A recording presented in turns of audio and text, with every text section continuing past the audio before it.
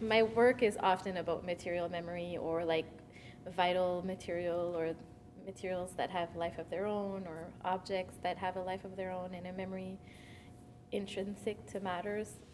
I often draw just to get the brain or the hand moving. So I do a drawing a day and I choose a subject. And at this point, I was actually making drawings of just a bunch of objects. They all had in relation that they would hold something, or had like a shell, or like a suitcase, or, and when I did the glove, I just saw how my drawing style really fit with it.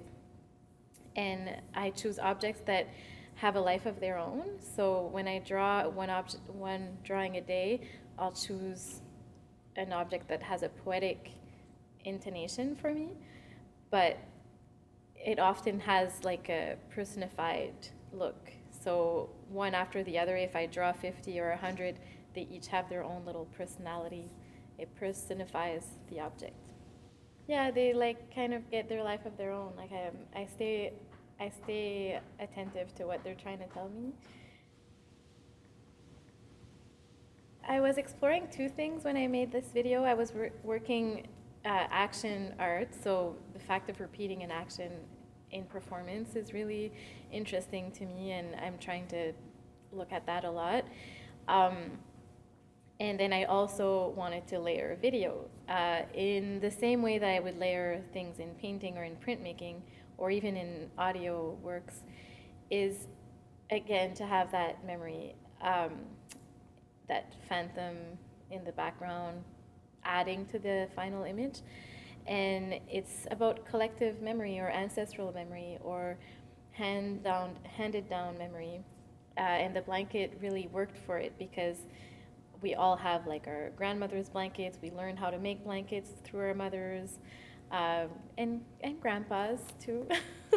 So it's kind of like this textile knowledge that we get from our ancestry.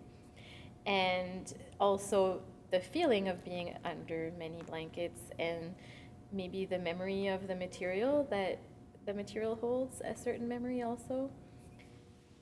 The other thing that links maybe the gloves and the blankets, or what I was thinking of when I was folding blankets, is in relation to our own body, like the length of a blanket and the way we would fold it, like depends on the length of our arms and the way our families were built. Like my grandma really made short blankets.